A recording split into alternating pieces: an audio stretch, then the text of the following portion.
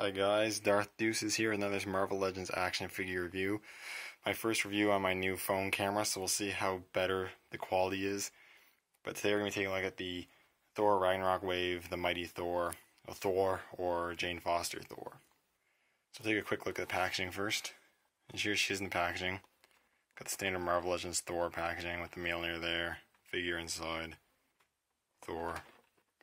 Pretty cool image of Lady Thor there on the side, on each side. An image of Thor, the figure, looks pretty good. Really brief bio that says, deemed worthy to raise the mighty Mjolnir, Jane Foster claims the mantle of Thor, goddess of thunder.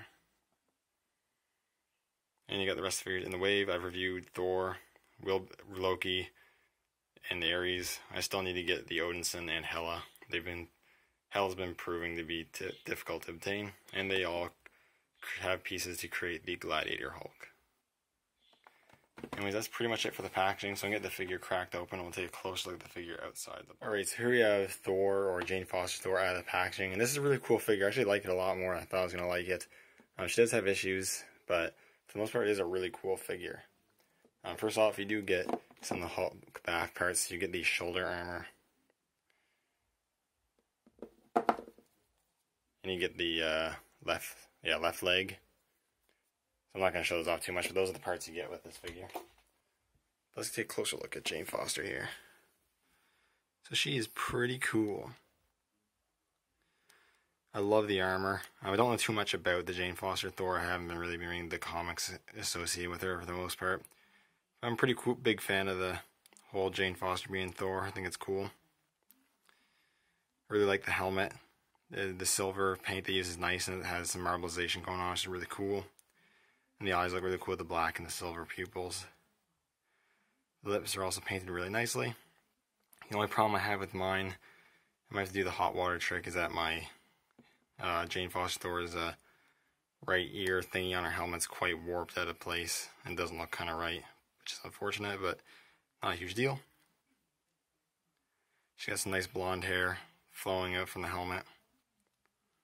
It's very pliable material, the plastic her hair is made out of, so it doesn't really hinder articulation at all. She has this really nice plastic sculpted cape, which really is a really nice sculpt. The only problem is it doesn't stay on very well, so if you're manipulating her, it's also going to fall off a lot.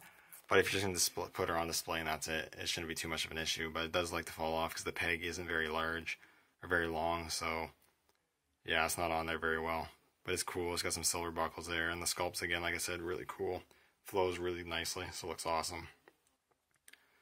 And you got the chest armor, which looks good. You got some gold paint apps, and the silver marbleization looks really nice. Got her arms here, look good. Some armor on the forearm there, looks nice.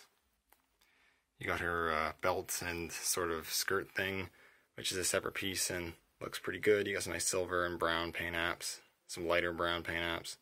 The sculpt looks nice, looks like it's flowing down. That looks really cool. Her pants are pretty simple, they're just kind of black. Then she's got some feet wrappings there, and then some boots with the same wings there on her helmet, which looks really cool. Got that same silver effect.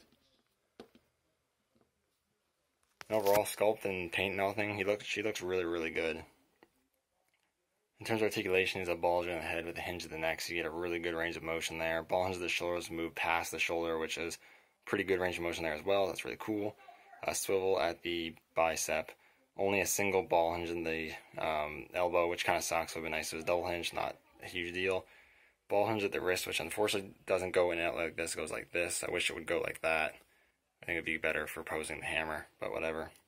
A ball joint in the waist, or not the waist, the torso, which pivots and crunches and rotates. Ball hinge at the hips, which kick out very far. Don't move out as far as I'd like them to, though. That's about as wide as you can get them. Maybe a little bit wider, but not too much more. Sole cuts at the bicep. Double hinge at the knees. Now, I have an issue with mine where my left knee, the top hinge of the two hinges is really loose, which is kind of unfortunate. Don't know if that's with all of them, but that's what the problem with mine. Kind of sucks, but not a huge deal again. She also has ball hinges at the ankles with rocker joints, which is really cool. And in terms of accessories, she comes with not too much, but pretty much all she needs. You know, the cape, I guess you want to, it's removable, so I guess you can set an accessory if you want. And she also comes with Mjolnir. She has some really nice sculpted details, like the etchings on the metal there.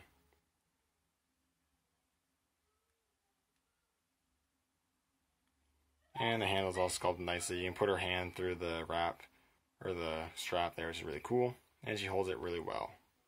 And I forgot to mention about her left hand is sculpted in a balled fist, so she can only hold it with the right arm, or right hand. But overall, this is actually a really cool figure, one that I definitely underestimated.